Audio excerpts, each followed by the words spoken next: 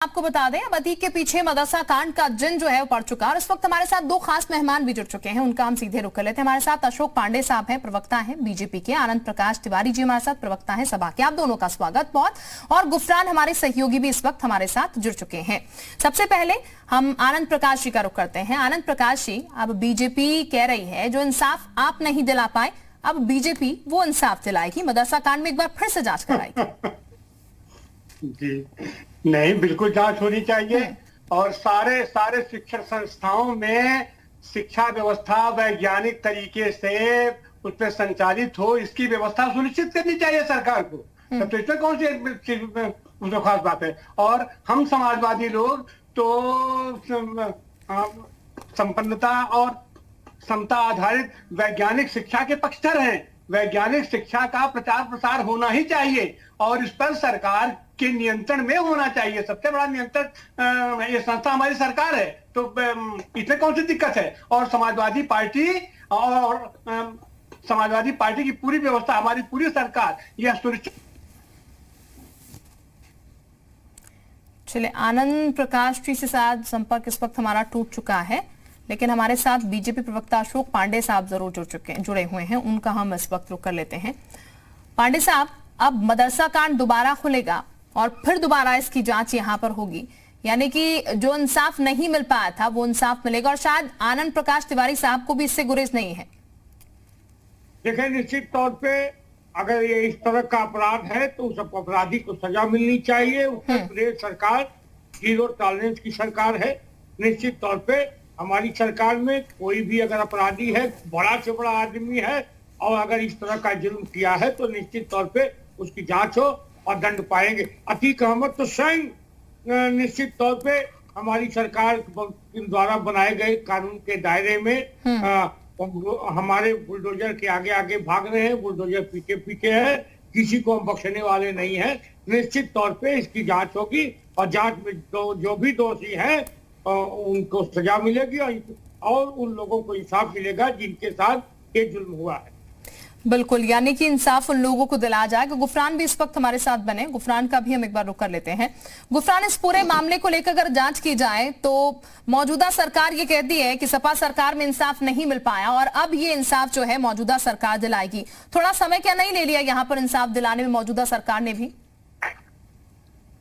देखिए, निश्चित तौर पर एक लंबा अरसा जरूर गुजर गया है, लेकिन पीड़ितों को जो इंसाफ है वो अभी भी नहीं मिल सका है। ऐसे में जिस तरीके से जो मंच से सिद्धार्थ नाथ ने जो बातें कही हैं वो बहुत महत्वपूर्ण है। हालांकि थोड़ा सा देरी जरूर हुई है क्योंकि पिछले 4 सालों से अधिक का समय जो है गुजरा है, लेकिन तमाम जो कार्रवाइयां रही हैं अतीक और उसके गुर्गों के खिलाफ वो लगातार जारी हैं।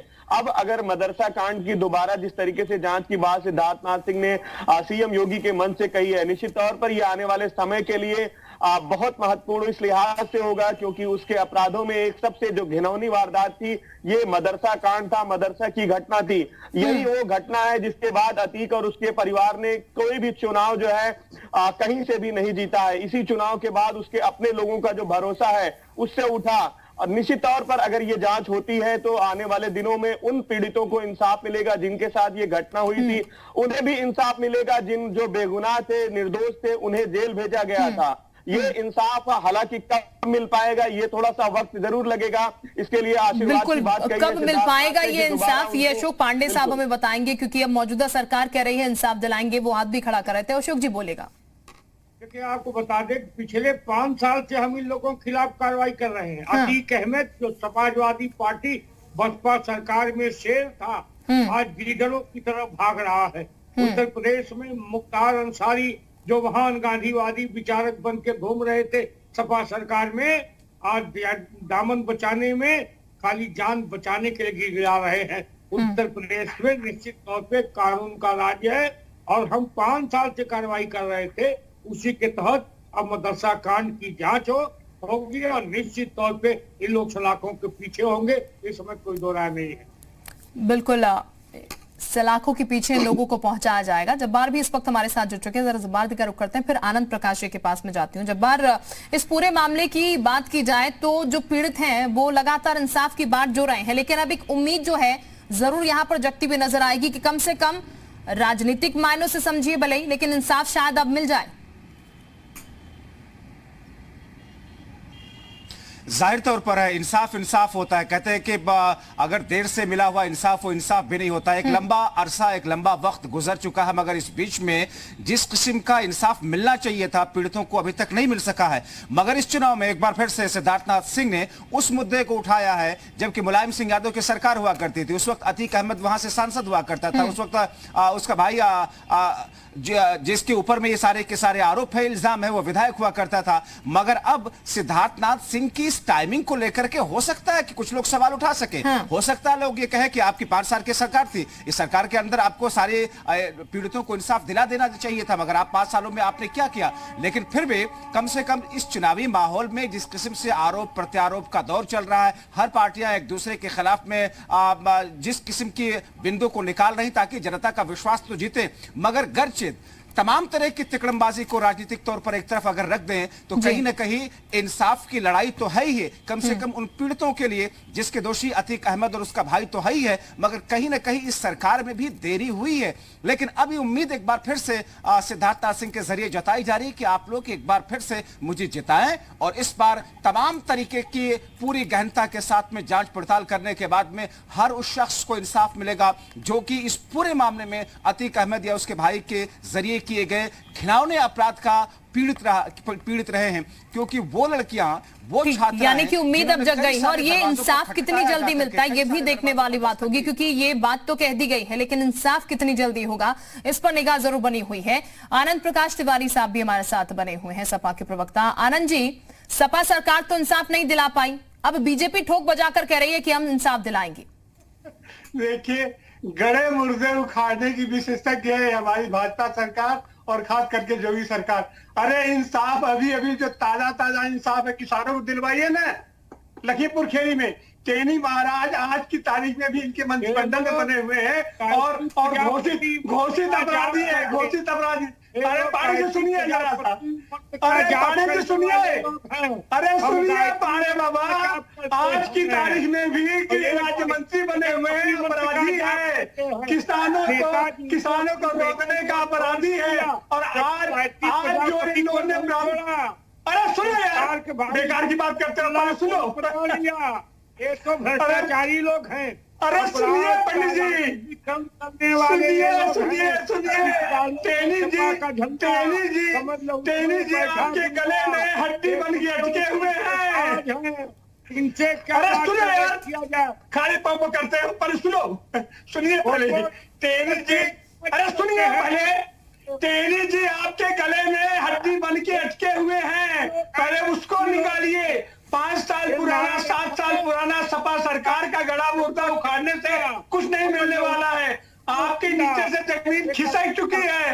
पहले टेनी को समझिए, पहले टेनी मार का पहले अपना तराजू बटखरा ठीक कीजिए पंडित जी, समझे ना, इसका कुछ नहीं होने वाला है। ठीक, आनंद प्रकाश जी जो बात आप कर रहे हैं, चले वो बात भी रख ली जाएगी, लेकिन ये भी जरा जवाब दीजिएगा कि सपा सरकार में इंसाफ क्यों नहीं मिल पाया, क्योंकि ये कोई छोटा कांड तो नहीं था सर।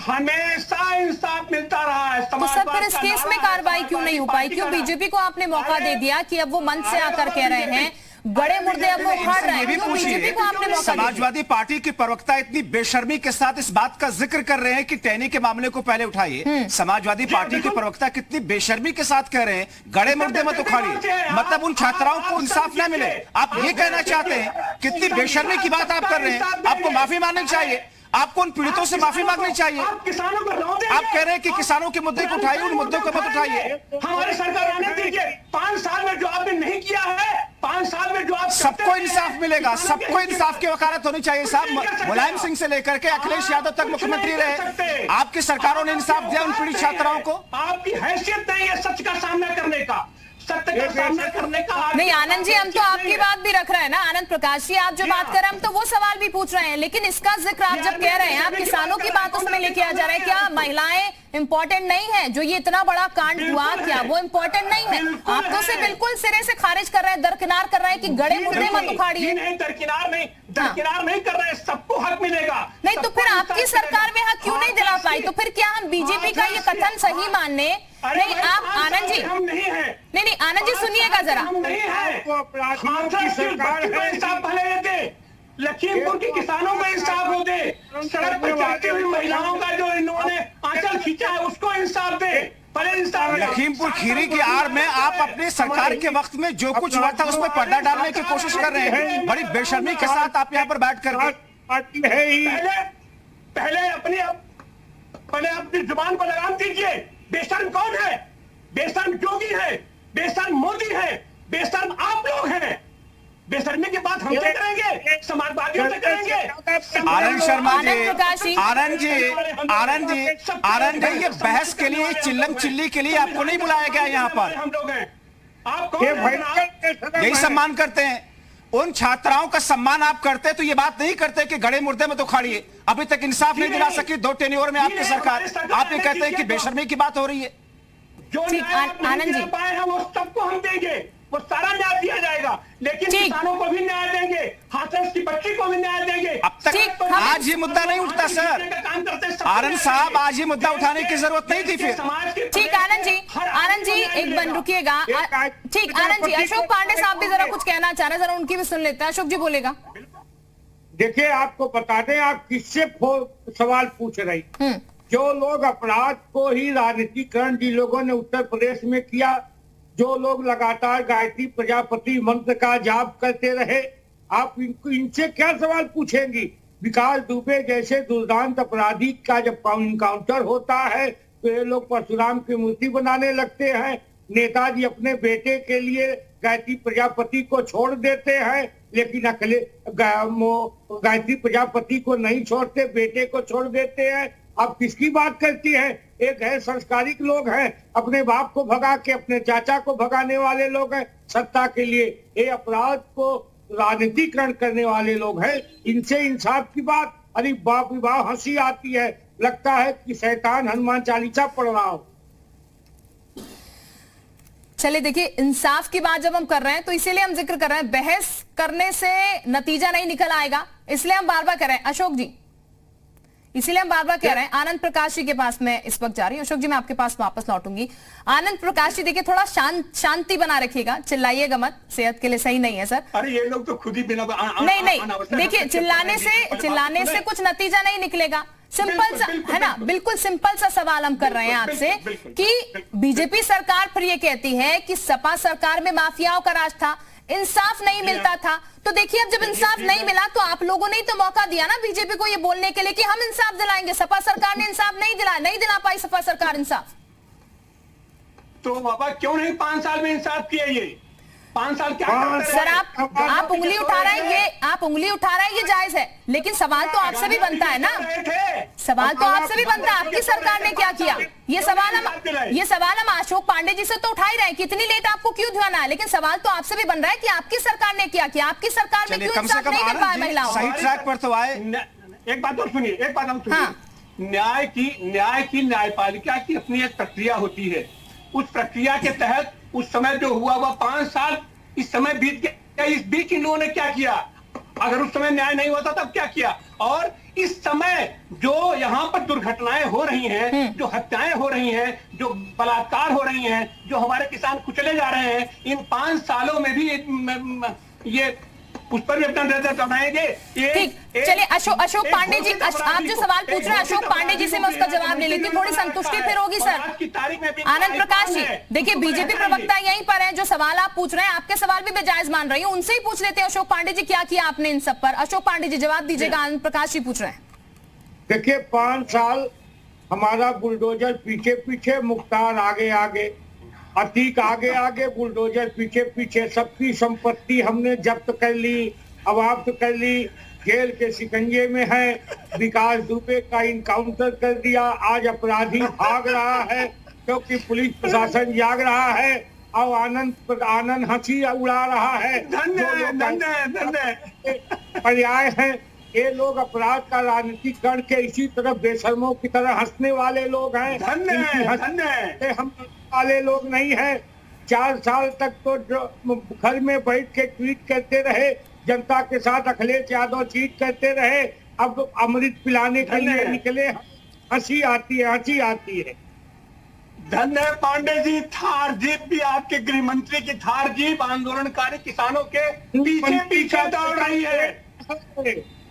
लेकिन अखिलेश यादव हाथरस में बच्ची के हत्या के बाद चलाई जाने वाली थाने पर थाने की पुलिस भी पीछे पीछे घूम रही है। इनकाउंटर न्याय नहीं होता है जनाब, इनकाउंटर न्याय नहीं होता है। सत्ता के लिए चचा को भगा देने वाले लोग हैं। औरंगजेब के भाई अखिलेश हैं ये। धन्य है पाड़े बाबा, बिल्कुल धन्य है महाराज, धन्य है। होगी मुलाकात, मत घबराइए, बहुत जल्दी। नहीं आनंद जी ये मजाक की मंडली नहीं चल रही है सर। मुद्दा उन छात्राओं का है, मुद्दा उन महिलाओं लड़कियों का है जिनको इंसाफ नहीं मिल सका। आप यहाँ हंसी ठिठोले कर रहे हैं, आप यहाँ हंसी ठिठोले कर रहे हैं सर। यही संजीदगी आपकी पार्टी की, आपके लोगों की दिखाती है लोगों के बीच में। हम बिल्कुल गंभीर हैं। इनके राज्य मंत्री आपको हंसते हुए जरा भी एहसास नहीं है, एहसास नहीं है जरा सी। एक शब्द नहीं कहा आप उन छात्राओं के लिए, आपने उन लड़कियों के लिए जिनके साथ में घिनौना अपराध हुआ कि हाँ देर से घर से सही, हम फिर आए तो फिर से इंसाफ कराएंगे, जो इंसाफ अधूरा रह गया था वो कराएंगे। कम से कम ये तो आप कह देते। बिल्कुल मिलना चाहिए न्याय। आप हंस रहे बैठ करके, होती है, हम हंस रहे हैं। जी मीडिया के प्लेटफॉर्म पर बैठ करके हमारे दर्शकों के सामने आप हंस रहे हैं। ये कहां की इंसानियत है सर? उनके अरे हमारी इंसानियत, आप अपनी इंसानियत समझिए। मैं भाजपा के उस विवेकशील संवेदनशील व्यवहार पर हंस रहे थे जो करेंगे पीछे पीछे। हाँ, किसानों के आंदोलन, किसानों के पीछे पीछे आप अजय टेनी को लेकर के राग गा रहे। पहले आप लोग करते थे कि कहते थे पुलिस जांच नहीं कर रही है, उसी एसआईटी ने तो कहा कि इसमें हत्या का मामला बढ़ाया जाना चाहिए। निष्पक्ष जांच की बात आप लोग करते थे ना, उसी एसआईटी ने रिपोर्ट दी कि इसमें हत्या का मामला बढ़ाया जाना चाहिए। कितने बेशर्मी की बात है कि आज की तारीख तक वो गृह राज्य मंत्री बना हुआ है और इससे हम न्याय की अपील कर रहे। चलो देखिए, मुद्दे अब पार्टियों के पास तमाम होते हैं, लेकिन ये जो मुद्दा है वो बेहद संवेदनशील है। ये जो मुद्दा है वो बेहद संवेदनशील है। की बात करते हैं जिसमें कहा जाता है कि लड़कों से गलती हो जाती है। नहीं आनंद जी, ये बात तो आपको माननी होगी, आपकी सरकार इंसाफ नहीं दिलाती, लेकिन इसका भी जिक्र हम कर रहे हैं। बीजेपी सरकार ने सही मुद्दा उठाया है। फिलहाल हम ये देख रहे हैं कितनी जल्दी इस पूरे मामले में कार्रवाई होगी, कितनी जल्दी अब बीजेपी सरकार इंसाफ दिला पाएगी। बहरहाल आप सभी का बहुत शुक्रिया हमारे साथ जुड़ने के लिए।